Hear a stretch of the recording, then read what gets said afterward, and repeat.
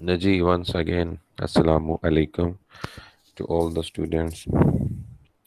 Most welcome. वालेकुम अस्सलाम। Walaikum Assalam, sir. BS Math, 6th semester, Comedy of Manners. We have been discussing this topic for a few days and we have read two dramas. First one is The Importance of Being Honest, and second one is The Way of the World by William Congreve. Okay.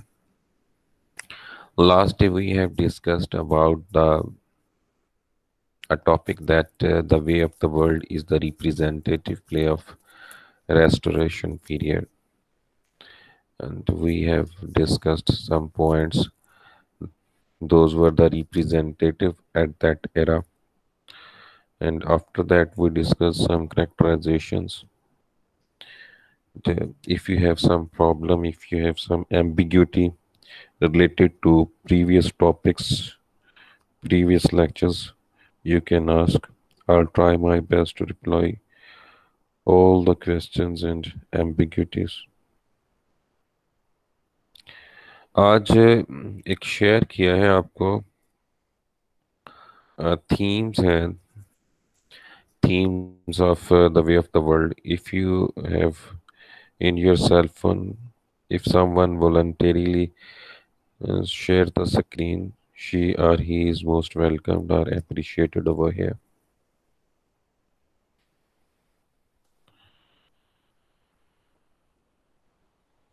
ये social etiquette होएगा. Yes, that's it. तो let me discuss it. ये जो है हमने already ये बातें discuss की हुई हैं कल भी, जब हम कह रहे थे कि ये representative of the restoration period है, तो तब भी यही बातें थी जो हमने डिस्कस की थी. तो these are some themes. There are many more themes, but these are main themes of the way of the world. Let's discuss. Let me read. First of all, listen to me carefully, and after that, we will discuss it. Okay.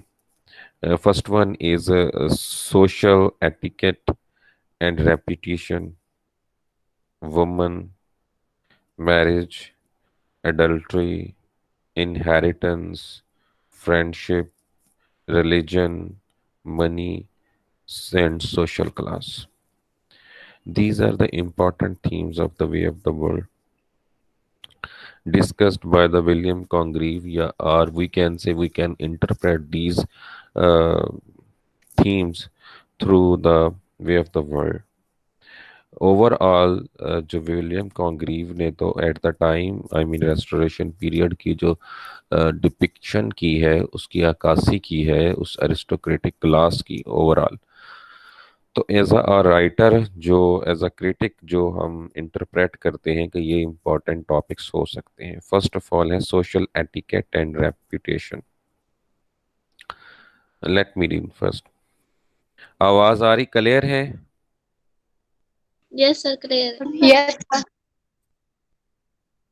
Okay, thank you.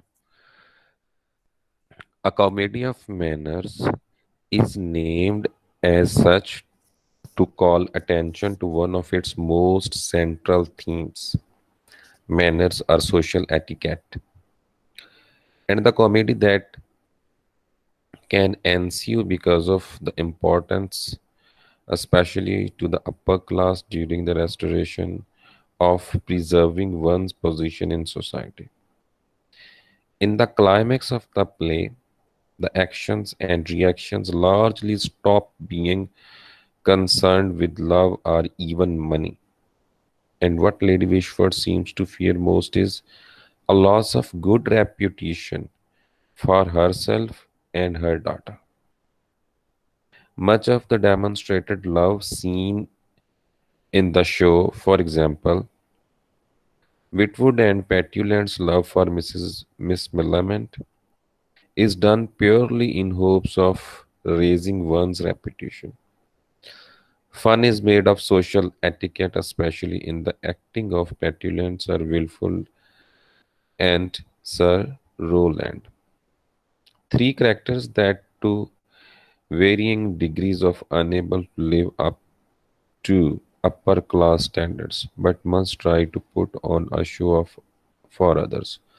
First of all जो उन्होंने discuss किया है social etiquette and reputation all the things of that era people of that era, I mean upper class of that era, aristocratic people of that era, they prefer to their reputation.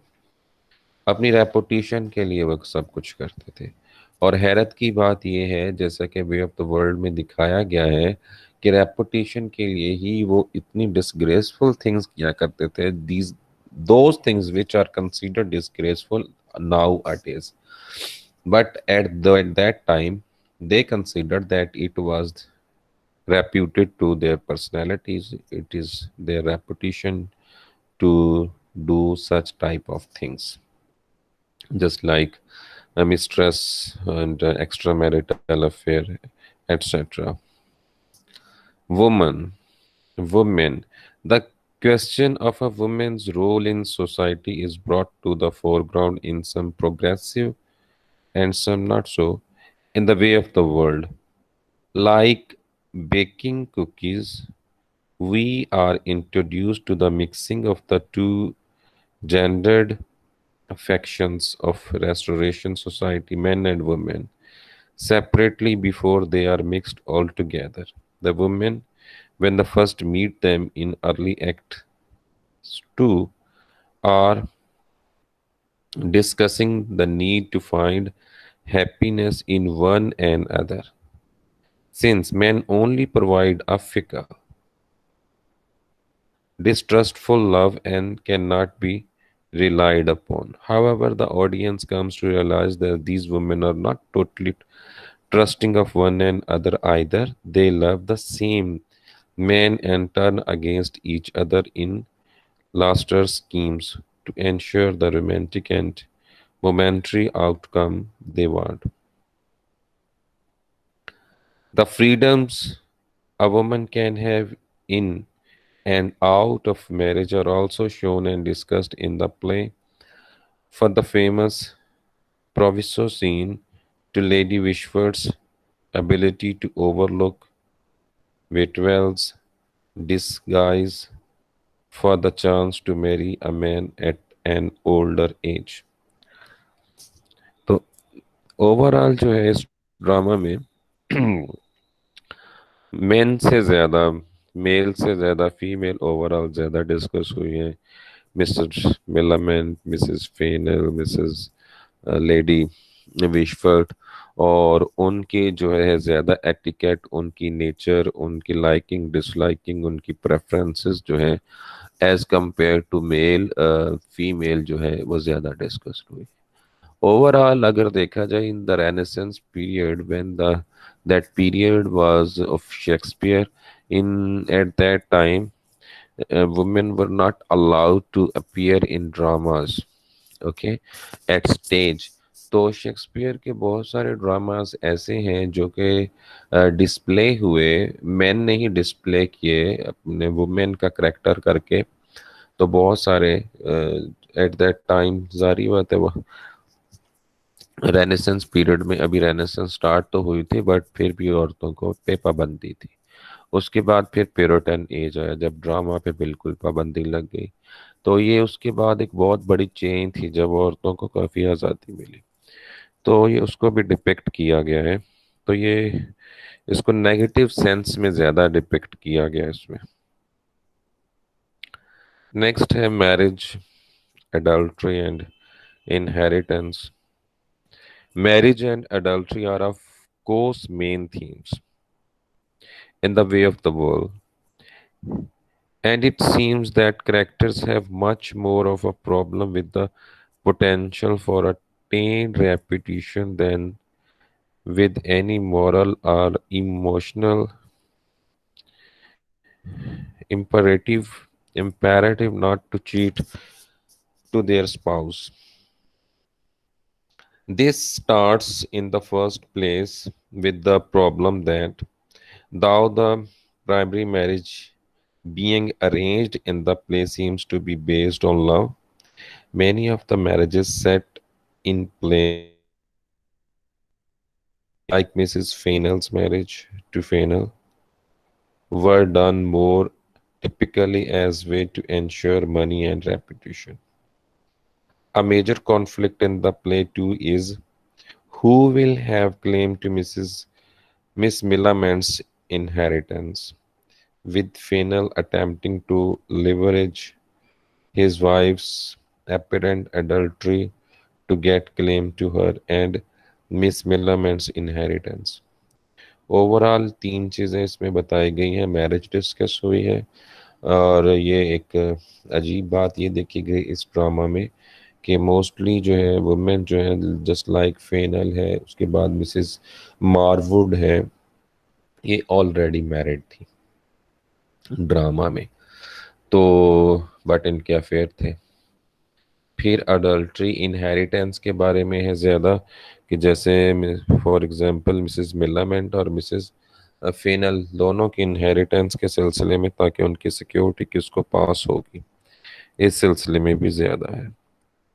Friendship, same gender and opposite gender friendships are called into question in this play, as it is said and demonstrated that none of these relationship is particularly strong trusting. The woman and man pairings, though originally posing as friends, join schemes against one another based mostly on money and reputation. As for women men pairings, we don't see many in the play that are not based on either mutual love or the love of one and disdain of the other. Certainly, friendship as falsely fashionable and tactical and anything else in the play. तो इसमें एक topic ये भी बनता है friendship का, man to man and women to women friendships है। Religion, characters in the play throw around invocation of God as in also all the time, but this is used basically as a flippant linguistic note and often said colloquially. It is used. Let me read this line once again. Religion, the characters in the play throw around invocation of God as in also all the time, but this is used basically as a flippant linguistic note and often said colloquially in the same way people in contemporary society throw out God bless you without a thought. Mention is also made of drinking and religion with reference to Islam. However, it is important to note that accusations of adultery do not seem to be based in a religion morality. Women seem to keep in mind the ability to divorce. Mrs. Fainall seems largely undisturbed by the fact that she and Fainall cannot stay married after the play's end.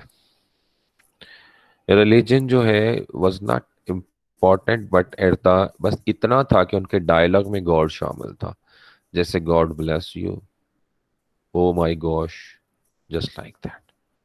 Okay, तो fashion के तौर पर था, जैसा कि आम तौर पर कह दिया जाता है at the time of perplexness, at the time of just like a habit, just like a routine, एक डायलॉग के तौर पर oh my gosh, oh my God. तो ड्रामा में ये जो oh my gosh also use हुआ है, जस्ट फॉर हैबिट यूज हुआ है। तो they were not super religious नहीं थी वो society. Money, money and love are tied closely in the way of the world, and perhaps as much as repetition. Lady Wishford's fate after the play rests on her being able to dole out inheritances appropriately. However, as members of the upper class, much regarding money is dealt with quite flippantly, like having dance performers over at the house early in the play, ordering chocolate and drinks.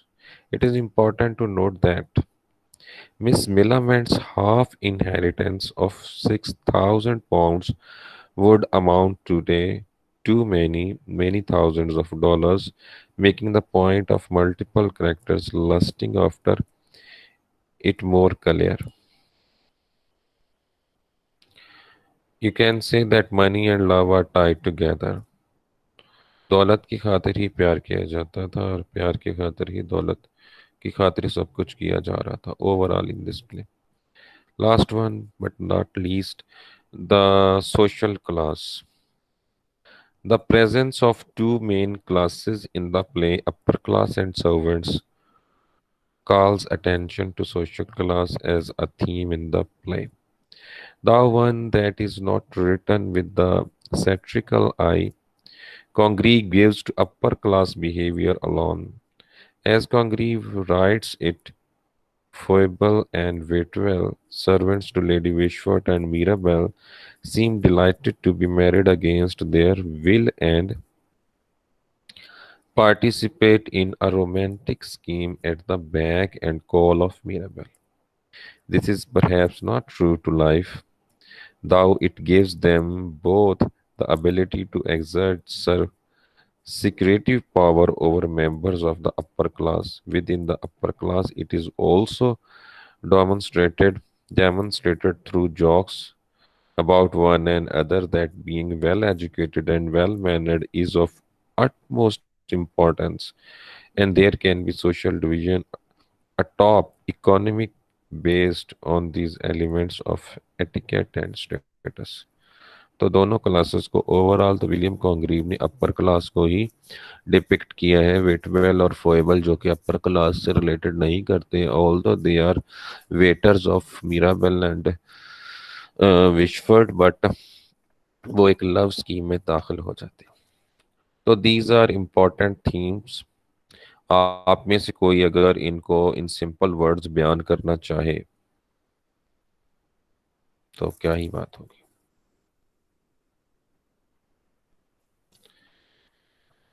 कुछ समझ में आए हैं? मुझे लग रहा है कि ये जो आज मैंने आपको नोट्स शेयर किए गए हैं ना, ये थीम्स तो ठीक है, बट इनकी जो स्पेशली इंग्लिश है ना, वो मुझे कोहेरेंट नहीं लगती. ओके. मुझे नहीं इसमें इतने ज़्यादा थीम्स तो ये होंगे. आप भी सब्सक्राइब कीजिएगा, गूगल पे सर्च कीजिएगा important themes of way of the world और फिर ग्रुप में शेयर कीजिएगा, ठीक है ना. ये ठीक है, बट देखिए ना, जस्ट लाइक दैट सेंटेंसेस को उसने ओवर स्कॉलरली होने की ज्यादा कोशिश की है, अमेरिकनाइज इंग्लिश में ले गया है. Same gender same opposite gender friendship originally sentence को बहुत लंबा ले गया. तो अ, मेरा ख्याल है अगर आपको सही लगते हैं तो it's these are enough. Yes sir, मैं भी यही नोट कर रही थी कि ये सेंटेंसेस जो है ना, तो मैंने ये कोहेरेंट नहीं है. वो देखिए ना, शुरू से ही फर्स्ट लाइंस जो है, a comedy of manners is named as such as to call attention to one of its most central themes manners और social etiquette and the comedy. Sentence complete होने का नाम ही नहीं ले रहा, वो उसको बढ़ाए जा रहा है with the help of comma and with the help of. पहला सेंटेंस ही 4 लाइनों पे जाके ख़त्म हुआ है, ठीक है, 3 लाइन्स पे ख़त्म हुआ है, फिर उसने आगे बात शुरू की है. तो खैर मैं ये कहना चाह रहा हूँ, जाहिर बात है ये कॉम्प्लेक्स इंग्लिश लिखी है उसने. वर्डिंग्स तो जाहिर बात है आपको पता ही है, वही है कि कॉमेडी ऑफ मैनर्स है और वे ऑफ द वर्ल्ड है. समझ कुछ इसलिए आ रही है आपको बिकॉज आप इसके थीम्स हम ऑलरेडी डिस्कस करते रहे हैं. तो अगर आपको और कोई मुनासिब लगे तो आप वहाँ से देख लीजिएगा, ठीक है ना जी. तो इसमें मुझे इतनी ज़्यादा कोहेरेंस नहीं लग रही इन सेंटेंसेस में. तो बाकी a few minutes और है बस 5-10 मिनट और थोड़ा सा डिस्कस कर लेते हैं। आप बताएं कि सर यानी कि हम लोग कहीं और से भी इसको कर सकते हैं, लाइक अगर हम लोगों को कोई और मटेरियल लाजमी, इजी मिले तो। जी जी, लाजमी लाजमी, सर अगर मिले तो अगर थैंक आप कर लें, और अगर आप मुनासिब समझें तो उसे ग्रुप में शेयर भी कर दें, सो दैट दूसरे भी उससे अफादा हासिल कर सकें। ठीक है ना, in the form of PDF। जी जी। सर सर जो मिड टर्म का सिलेबस है वो फर्स्ट जो हमने पढ़ा है मतलब ड्रामा वही होगा? हाँ जी, बिल्कुल वही होगा। क्या नाम था फर्स्ट ड्रामा का? The The importance importance of of being being honest. हाँ जी, बिल्कुल एक प्ले होगा, the importance of being earnest, written by. Oscar Wilde. Okay हाँ, तो जस्ट लाइफ या बायोग्राफी ऑफ ऑस्कर वाइल्ड होगी, और वो इम्पोर्टेंस ऑफ बीइंग अर्नेस्ट होगा। जो कुछ हमने उसके बारे में पढ़ा, मेरे ख्याल 3-4 तो उसके टॉपिक थे। एक समरी है, सर करेक्टराइजेशन है, ऑस्कर इम्पोर्टेंस। वाइल्ड की वो जो है बायोग्राफी डिटेल्ड में करनी है या उतनी जितनी बस आपने हमें बताई है? तो उससे ज़्यादा डिटेल क्या हो सकती है उसकी, एनफ है। हाँ, अगर आप करना चाहते हैं डिटेल में कर लें। मिड में आई थिंक मुझे जो लग रहा है वो यही होगा, ऑनलाइन क्लासेस चलेंगी और ऑनलाइन पेपर होंगे, और आपके 20 नंबर के MCQs ही होंगे। ठीक है, तो आप ज़्यादा से ज़्यादा ऐसे एग्जामिनेशन को फोकस करके आप तैयारी करें। तो वैसे अगर आप पढ़ना चाहते हैं तो मोस्ट वेलकम, और भी ज़्यादा डिटेल्ड है। मैंने कहा ना कि मैं जो नोट्स या टीचर्स जो नोट्स शेयर करते हैं, हम सिर्फ और सिर्फ एक बर्ड आई व्यू देते हैं, एक जनरल आइडियाज़ देते हैं। कल भी ये बात डिस्कस हो रही थी कि it is not the duty of teachers to share और to accommodate with the notes to students। Okay, उससे ये होता है आप लिमिटेड हो जाते हो। बेनिफिट तो होता है, जारी बात है, आपका फोकस ऑफ स्टडी मिल जाता है आपको, बट ये लिमिटेड भी हो जाती है। तो इसलिए मैंने शुरू से क्लास में कहा है कि मैं जस्ट टॉपिक देता हूँ, आप आपकी मर्जी है या आपकी एंड पे है कि आप जो है खुद से उससे सर्च कीजिए, उस टॉपिक को अच्छे से लीजिए, अच्छे से पढ़िए। ठीक है, तो और कोई बात जो डिस्कस करना चाहते हो आज के लेक्चर में? अल्मास रहमान अल्मास इस वक्त है हमारे पास? Almas, yes sir. Thank you. तो अल्मास, कोई एक इशू, कोई एक थीम जो आपको लगा कि ये डिस्कस हुआ है, तो would you like to share with us in simple words? William Congreve ने क्या डिस्कस किया है इसमें?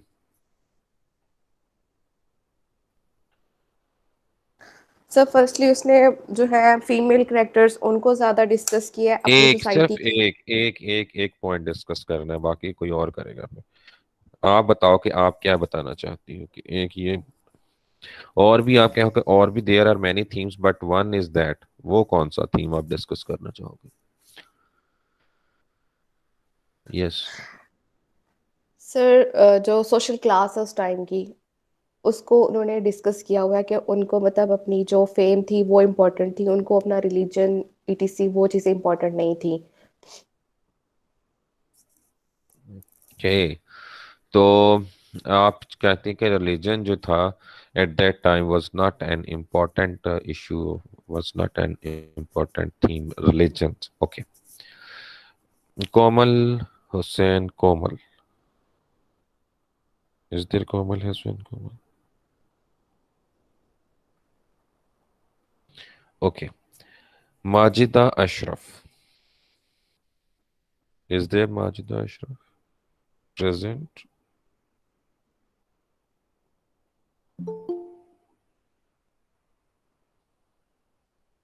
ओके, माजिदा भी नहीं है, उसके बाद है Anila Ijaz, is Yes, there? sir. Okay, Anila, would you like to discuss only one theme of this play? Sir इसमें अभी विमेन का डिस्कस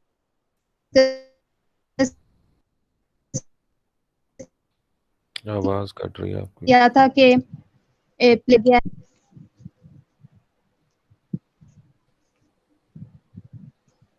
सर विमेन का था कि फ्रीडम जो है विमेन के पास थी can in and out of marriage, और एज कंपेयर टू मेल जो है इसमें फीमेल्स को ज्यादा डिस्कस किया गया था, जैसे लेडी विशफुट हो गई और मिसिस फैनल, मिलामेंट, इनको ज्यादा डिस्कस किया गया है एज कंपेयर टू मेल। इनकी लाइकिंग डिसलाइकिंग को ज्यादा डिस्कस किया गया है। ओके, रिलीजन हो गया, उसके बाद आप कह रही हैं as compare to male female characters are more discussed in this drama, the way of the world written by William Congreve. तो अभी जो लेटेस्ट कौन कौन आए हैं, मोहम्मद शहजाद, मोस्ट वेलकम। ठीक है, आज लेट आए Mohammad Shahzad. We have discussed the important themes. Thank you sir. Sir okay वो मेरा नेट इशू आ रहा था कब से, मैं ट्राई कर रहा हूँ बट ओके, हमने लेक्चर जो है एक दफ़ा हो गए डिस्कस, इम्पोर्टेंट थीम्स हैं। तो ये है कि आप एक दफ़ा खुद से इम्पोर्टेंट थीम्स को है ना सर्च कीजिए। बाकी रिकॉर्डेड लेक्चर भी मैं इसका जो आपको लिंक शेयर ओके कर सर, दूंगा। ओके ठीक है, सर, तो अभी ओके हम सर। पूछ रहे हैं, शुमाइला इजाज है। शुमाइला, बच्चे बताना है पसंद करेंगी वन ऑफ। Yes sir. हाँ प्लीज। सर सर रेपुटेशन को डिस्कस किया था कि इसमें जो है the way of the word में जो है रेपुटेशन को ज़्यादा प्रेफरेंस दी गई है। जैसे वो जो है मिसिस फैनल वो मिस्टर फैनल से मैरिज करती है, लेकिन जस्ट वो जो है उसकी रेपुटेशन की वजह से उसके साथ मैरिज करती है। ओके अरिस्टोक्रेटिक सोसाइटी की रेपुटेशन की बात की गई है। ओके, हमने आपने पहले एक हुआ रिलीजन, फिर उसके बाद वुमेन। अब आप कहती हैं कि रेपुटेशन जो है that at that time was more preferred. Okay, right. तो ये रेपुटेशन जो है ना ये डिस्कस की गई है, लोग रेपुटेशन का बड़ा ख्याल रखते थे। राइट। आज सीआर भी मौजूद नहीं है, करम। ठीक है, जीआर मौजूद है। ओके, तो कौसर परवीन आप मौजूद हैं। ये स्क्रीनशॉट लेके काइंडली मुझे यस सर। स्क्रीनशॉट लेके यस मुझे सर, ऑल राइट। ग्रुप में शेयर कर देना। Okay sir. अच्छा, उसके बाद है महविश। महविश महविश है इस वक्त। Mahvish Jawar, is she present over here? No. Najma. Sir मेरा एक क्वेश्चन था। जी जी मैंने पूछिए। पहले भी बोला था, फिर बीच में बच्चे बोलने लग गए। जी जी पूछिए। सर मेरा क्वेश्चन था एमसीक्यूज के हवाले से, हाँ जो कि जी, सब स्टूडेंट का ही होगा। हाँ जी, हाँ जी। तो मतलब ये एमसीक्यूज किस टाइप के, किस थोड़ा सा ओवरव्यू आप हमें दे देना, थोड़ा हिंट दे दें कि हम किस तरीके से प्रिपेयर करें for examination point of view. हाँ, सबसे इम्पोर्टेंट बात तो ये है कि जब भी आप स्टडी करते हो ना, तो सबसे अहम जो डीप स्टडी या डीप रीडिंग का एक स्टाइल ये भी होता है कि आप किसी भी तहरीर से एमसीक्यूज कैसे पिक करते हो। ओके, जस्ट लाइक आज के ही टॉपिक देख लीजिए, आज के टॉपिक में कहाँ कहाँ से आप एमसीक्यूज पिक कर सकते हो। Okay, teachers are also human beings. आप खुद से बना के देखो इनके एमसीक्यूज। ओके, तो आपको पता चलेगा। तो टीचर्स ने भी वैसे ही बनाने हैं। एक स्टेम होगी, उसके नीचे 4 ऑप्शंस होंगी। ओके, मैं सिंपल बता देता हूँ कि the way of the world was firstly published in 1700, 1701, 1889 और 1880। तो रिप्लाई क्या होगा? 1700। 1700 राइट। सर। Yes sir. हाँ जी, तो सेम ऐसे ही होंगे। करेक्टराइजेशन के बारे में हो जाएंगे। करेक्टराइजेशन है, थीम्स है, प्लेसेस है, एंड देयर एक दो जो इम्पोर्टेंट, मैं आपको ये बात जरूर बता दूं, चूंकि मैंने आपको बताया है कि मैं एवरेज स्टूडेंट्स के साथ साथ एक जो क्रीम स्टूडेंट होती है उसको भी एक दफ़ा फोकस में ज़रूर रखता हूँ। बहुत सारे स्टूडेंट ऐसे होंगे, आपको लगता है कि ऐसा नहीं होगा, लेकिन कुछ स्टूडेंट्स होते हैं दे आर डीप रीडर, और इसीलिए मैंने आपको ओरिजिनल टेक्स्ट शेयर किए हैं ना। द जी importance of sir. Being earnest का भी, और इसका the way of the world का भी, जो ओरिजिनल टेक्स्ट है बाकी ये जो चीजें हम पढ़ रहे हैं ये तो जस्ट लाइक ऐसे ही है, आपने लिख दी मैंने लिख दी किसी और पेपर्स ने स्टूडेंट्स की लिखी हुई चीजें हम पढ़ रहे हैं। मेन चीज किसी भी ड्रामा का ओरिजिनल टेक्स्ट होता है, बेस होता है, क्रक्स होता है। उसको पढ़ने से ही आप थीम बनाते हो, आप उसी को पढ़ने से आप स्टोरी बनाते हो, उस चीज को पढ़ने से आप करेक्टराइजेशन निकालते हो।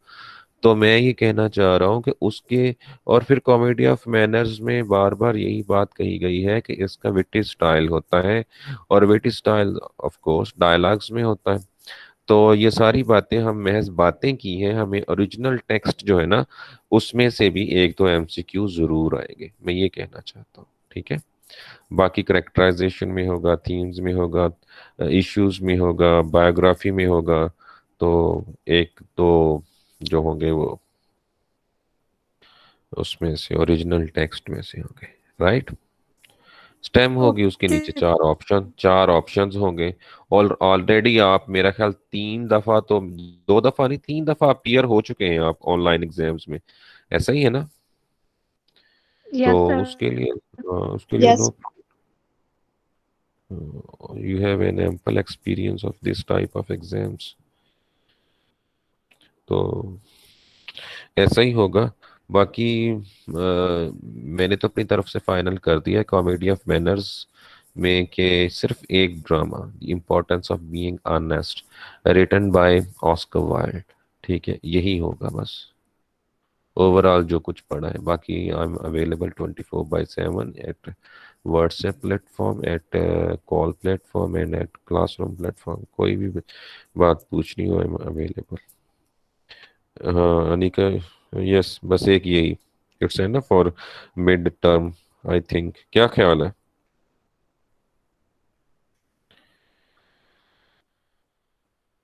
Yes, sir, काफी है। हाँ 20 तो क्वेश्चंस होने उसके लिए एक ड्रामा काफी है। चलो ठीक है, और कोई बात पूछनी है आपने। ओके, अल्लाह हाफिज। अल्लाह ओके हाफिज सर सर। जी, अल्लाह हाफिज। फिर सर अल्लाह अल्लाह हाफिज सर।